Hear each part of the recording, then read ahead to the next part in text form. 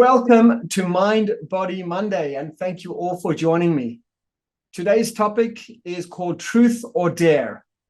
Dairy, that is, D-A-I-R apostrophe Y. And in today's session, we are going to explore the 3 common dairy myths. In my research, there are about at least 10 or 6 at least, but 10 very common dairy myths. But I'm just, for the sake of brevity and time and to prove a certain point I want to direct, I'm going to be sharing my top 3. And I'm going to share with you also a link between dairy and gut issues and why so many gut issues people with gut issues have a hard time stomaching dairy. So if you're watching the replay, just remember to post your comments. That way it grows our community and I'll be able to answer your questions as we go along. So just before I jumped onto this video today, I got an email from a patient who's suffering from a autoimmune disease that his body's attacking his blood cells, and he has this kind of blood-borne cancer. And his specialists have put him on medication, which is a form of chemotherapy to turn off certain elements in the bone marrow to prevent the red blood cells overproducing. And this is how they are going about restoring his health. And he reached out to me and said to me, why should I go off dairy? Why did you put me on a dairy-free program, amongst other things I put him on in his first detox phase of his program? We did go into that in depth, but as I explained to all my patients, you're going to hit a bump in the road or several bumps in the road, and things will get hard, and you're going to reconsider why you're doing what you're doing, and that gives you an opportunity to deepen your understanding and to trust your body's healing as you make a commitment to yourself to allow the healing to take place. So I gave him an executive summary of what I'm going to share with you tonight in a drop more detail. So bear with me and we'll come back to him and my recommendations at the end of this video. So I'm going to be sharing 3 myths, common dairy myths, whether dairy is good for you, if it's not good for you, and let's just jump straight in. Now, I thought I'd just put on the map a statistic that's important to have in your mind. It's estimated that about 50 to 80% of Ashkenazi Jews are lactose intolerant. Now, what is lactose? Lactose is a milk sugar, which is responsible for many different challenges in the gut if a person is lactose intolerant. And this sugar is unable to be digested because those people are lacking an enzyme called lactase. So I've recorded in previous Mind Body Mondays videos, so you can jump onto my channel and just type in lactose intolerance. And there are 2 other videos I did some time back, and I took a deep dive in the topic of lactose intolerance. What's an allergy? What's an intolerance? How to test for it? What to do about it? That is not the focus of this class. So see those videos. What I want to do is just look at some of my favorite 3 myths. Just a spoiler from the get-go. This is a controversial topic. And after 30 years in private practice, I've had to take a stand, and I've just seen so many of my patients, specifically those with gut issues, skin issues like eczema, and specifically autoimmune diseases, do so much better and begin to heal completely and turn around once they cut dairy out from their life for good. Now, I'm going to end with a recommendation and a food experiment for all of you who are watching this video. So hang 10, because it's not as radical as you think. So let's look at the first myth as we are in our myth-busting mission. So the first myth is dairy is good for you. So dairy has been dubbed as nature's perfect food. And the truth is, it is. If you are a cow, at least that's my opinion. Now, we have no biological requirement for this food. And we've been told over and over and again that dairy is high in calcium, milk, calcium in dairy is good for our bones, and we should drink our recommended at least 3 glasses a day. I'm not going to go into the politic here at all. I'm staying with scientific research, and there is a lot that's been a lot of water that has been passed under the bridge, a lot of controversy, a lot of cover-up. The focus is not here today on that. I just want to give you some research and let you come to your own conclusions by highlighting some of these issues. I typically advise my patients, if they have any health issues whatsoever, to eliminate dairy products. And these are the 4 facts why. Firstly, I have a large group of women who I'm treating, and they're on my osteoporosis treatment and prevention program. All of them I'm recommending to get off dairy product. Now, interesting research. Countries with the lowest rates of dairy and calcium consumption, like those in Africa and Asia, have the lowest rates of osteoporosis. So it doesn't line up that high calcium, high dairy supports bone health. In fact, the opposite could be true, because in a recent PubMed research shows the higher the intake of calcium and dairy products, the more risk of not only bone fractures, because the bone matrix is not as fortified as it needs to be, and I'll get to some of the reasons why, but also high calcium can increase the risk of prostate cancer in men by 30 to 50%, because there is a compound called IGF-1, insulin growth factor, which is in dairy, which is known to be a prostate cancer promoter. The second point is calcium isn't as bone protective as originally thought. Research in the American Journal on Clinical Nutrition on calcium supplementation shows that calcium has no benefit in reducing fracture risk. Now, this may sound, way off the charts, and I get it, because the media has done a great job on us, because healing and reversing and preventing osteoporosis is complex, and it's just not as simple as increasing calcium. Increasing calcium has a lot of other complications as well. In fact, research has shown that vitamin D levels appear to be much more important than calcium intake in preventing bone fractures. One of the supplements I recommend for people who are on my bone building program has over 17 minerals and trace minerals in, all supporting bone matrix and bone health. So if it were so easy as just increasing calcium, we would see a sharp decline in osteoporosis and hip fractures, and we don't. So about 75% of the world's population is actually lactose intolerant and has a hard time dealing with dairy products.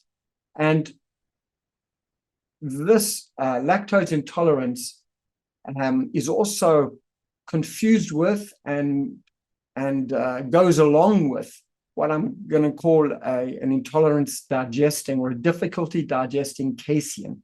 Casein is the primary milk protein, and it's often used as a binding agent in other food substances. So when you read labels, look out for these casein products as well. I mean, they'll be marked as dairy, probably, but at the same time, you want to make sure that casein is not there, because it has pro-inflammatory outcomes in the body, i.e., it increases inflammation. In fact, researchers showed that casein actually promotes inflammation in the body and can cause and complicate eczema, ear infections, lung infections, congestion, postnasal drip, sinus issue, and not to mention a whole host of gut issues. So there's lactose intolerance as one topic, and there's casein, milk protein, as a separate topic.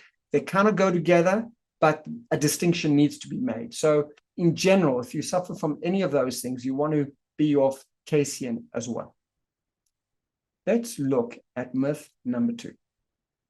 Here it goes. Milk is high in calcium, and calcium is good for our bones. So I gave a little spoiler regarding that, but I just want to go into this a little bit more deeply and give you some of my high calcium food alternatives. So I mentioned to you that there's no evidence that we need milk to strengthen our bones. In fact, countries that has the lowest milk consumption have the lowest rates of osteoporosis and fracture.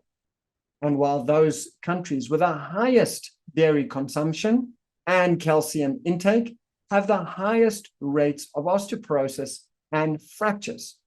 This is a paradox called the calcium paradox. And Dr. Mark Hyman, in his book, In Food, What the Heck Should I Eat? He tells how to build strong, healthy bones without having dairy. So these are my top 5 food go-tos that I recommend for my patients who want to increase their calcium. Remember, osteoporosis is not only about calcium, but this is a healthy form of calcium. And often in these foods, it comes with a lot of cofactors and phytonutrients. Those are plant-derived nutrients that also help the digestion, assimilation, absorption of calcium and other nutrients in the body. So the first on my list is sesame seeds. A quarter cup is equal to 350 milligrams of calcium. And I really, really enjoy tahina. Just today, before this video, I cut myself a nice green apple, cut it up into quarters, and mixed in a little bowl one of my favorite mixes, which is a tablespoon of almond butter, a tablespoon of tahina, mix them together with a bit of dash of cinnamon or nutmeg or vanilla essence, which I really enjoy, and then eat the apple dipped into this. So I'm getting the nutrients from the apple, but specifically the fat, the calcium, the magnesium, and all the goodies coming in with these two really rich and nutritive nut butters. So tahina is one of my favorite, 426 milligrams of calcium in a 100-gram serving of tahina. You can always make it into a salad dressing, thin it out, put it onto your soups, on toast, in salads, all sorts of wonderful things you can do tahina. I also put it in my protein green smoothie every morning. For those of you who enjoy sardines, then eat sardines with the bones. And a 3/4 ounce can has approximately 350 milligrams of calcium. Greens, collard greens specifically, 1 cup is 245 milligrams of calcium. Spinach, 1 cup is 245 milligrams of calcium. And then, of course, there's turnip greens, which 1 cup has 197 milligrams of calcium. So this is comparable, if not higher, than dairy products, than milk, and also has many other immune-enhancing benefits within these plant-derived foods and the phytonutrients within the plants. Let's look at the final myth, myth number 3, and then I'm going to leave you off with some of my recommendations for today. A lot of my patients ask me, what about goat's milk? They've heard that goat's milk can be good, not so good. In fact, one of my patients said, it's a myth. Goat's milk is not as good as dairy. Dairy's better. So I thought I'd just address it because it comes up in my clinic. So the myth is goat's milk is not as good as cow's milk. So if you're going to have dairy, then goat's milk may be a better option. And a PubMed research showed that there's a form of casein, that's this milk protein in goat's milk called A2 casein, that is not inflammatory in the body, unlike cow's milk that has both these protein molecules, A1 and A2 casein, and as a result of that, it causes inflammation in the body and can contribute to gut issues, allergies, eczema, acne, and autoimmune conditions as well. In general, goat's milk is much easier to digest, and it doesn't cause stomach issues for most people. But remember, you will be the judge of that. So the other thing about goat's milk, it's got MCTs, medium chain trans fatty acid, which is good for the brain. And it's got vitamin A in it, which is good for your skin. So it's generally a better alternative. Me personally, I don't do well. I tolerate it a little bit better than cow's milk. But if I have yogurt, I would have a goat's milk yogurt and not too much of it. It just doesn't agree with me. I find my ears get clicky when I swallow. And I know it's not ideal for me. I enjoy it, so I have a little bit every now and then. So I want to just put all of this in context, because to understand where dairy goes wrong in the body, I want to go back up the chain a little bit more, so to speak, and talk about the gut. Because most people who have a dairy intolerance or compromised gut or some sort of immune issue. Just a few weeks ago, I had a woman call me up with Hashimoto's thyroid, which is an autoimmune condition. And I put her on one of the detoxification phases of the program is to put her on, is to take her off dairy. It may or may not be for life. We'll see. We'll test her as we go along. But there's a condition called leaky gut syndrome. And in a moment, I'm just going to share a slide with you because it'll make it a lot easier to understand. Leaky gut syndrome is a situation where the cells in the gut wall and the cells in the gut wall lining, instead of being closed together like this in something called a tight junction, the junctions, the connection between one cell and the other in the gut should be absolutely neck on neck like this. There's a little bit of a gap because of compromise to the gut health. And then foreign particles like undigested food, bacteria, pathogens, nasties that should really have been broken down in the gut by the microbiome and the enzymes and all the goodies going on there, that misses that phase, and it sneaks through this gap in the walls of the intestine and goes directly into the bloodstream. And that is where the problems begin. And that amounts an immune response in the body. And the body is alerted that there's a foreign invader here. And as a result, there is some compromise to the immune system. Each person in their own unique way will show that up. It could, if it's left unchecked for quite some time, it could cause or be a contributing factor to an autoimmune disease. It could ride on a weakness already in the body, like a postnasal drip, a reflux issue, chronic migraines, a skin issue. Everybody has their own unique manifestation for irritation. So let me share with you a slide that will just help you understand this concept a little bit better. So let me just share the screen with you quickly. There you go. Okay, so over here in this slide, you see that, looking over to the side because I've got a dual monitor here. This is a normal tight junction where one cell is, all these cells lined up are very, very snug. Inflammation is when there's a gap between these cells, and pathogens, bacteria, fungi, undigested food, etc., can sneak through the gap and enter into the bloodstream. And when it enters into the bloodstream, it alarms the immune system, and there's a major compromise going on. If a person doesn't have a health problem, they will have a health problem. It's just a matter of time. And it's almost like someone's just, the skin is a barrier for the body. And if someone just, cuts the skin and puts inside the bleed some nasties, the body's going to take offense to that. So this is an issue going on inside the body, and the easy remedy is to repair the gut lining. Step one, stay away from dairy products, if this is what's going on. Step 2, eliminate other inflammatory foods.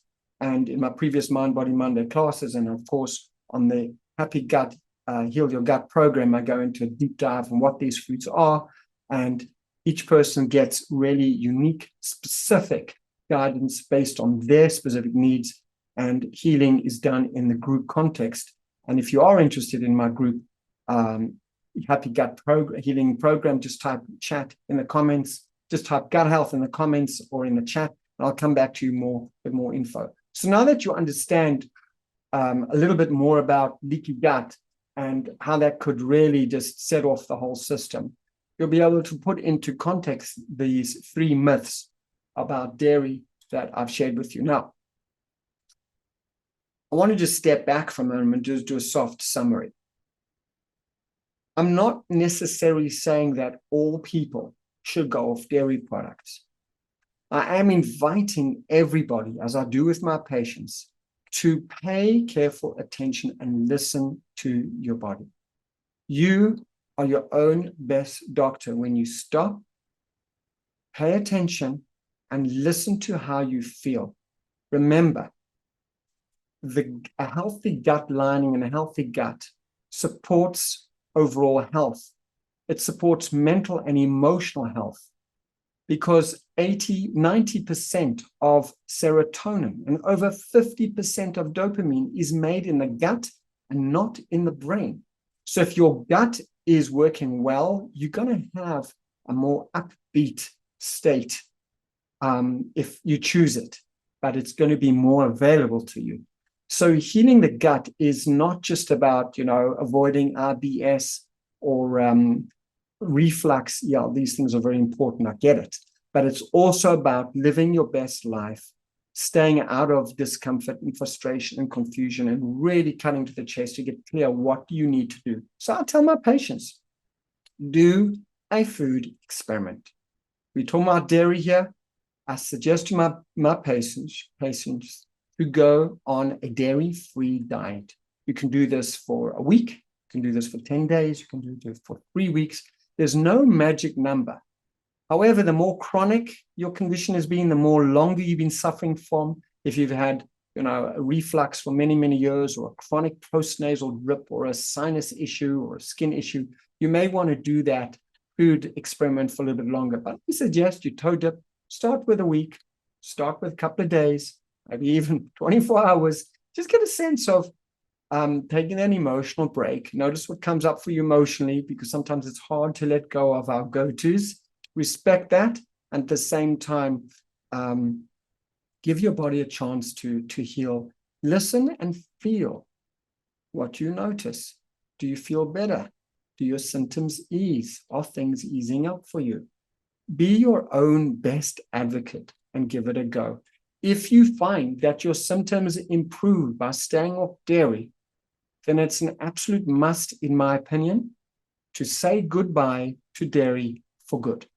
And it could be on an occasional family get-together or an outing. You may choose to have a sample of some delicious ice cream or iced coffee, whatever the case. But that's your choice, and you're making it from a place of choice and from a place of freedom. And that way, you're in charge of your health and well-being. So coming back to my patient whose email I got at the beginning of today's session, I'm not saying that by him going off dairy products, his autoimmune condition will clear up completely. I am saying it is one of the primary factors that when he eliminates, he will be well on the way to healing and reversing this condition for good. So I invite you all to do a thought experiment, to try things out on yourself, and I'll be curious to let me know how you get along.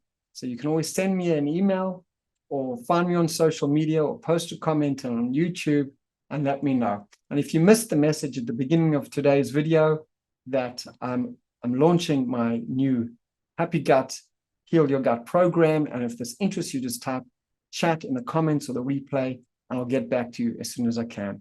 Thanks again for joining me on Mind Body Monday. And just remember, self-care is the heart of healthcare. all you need to do is take one small step in the direction of health and healing in mind, body, and soul. And I'll see you next week.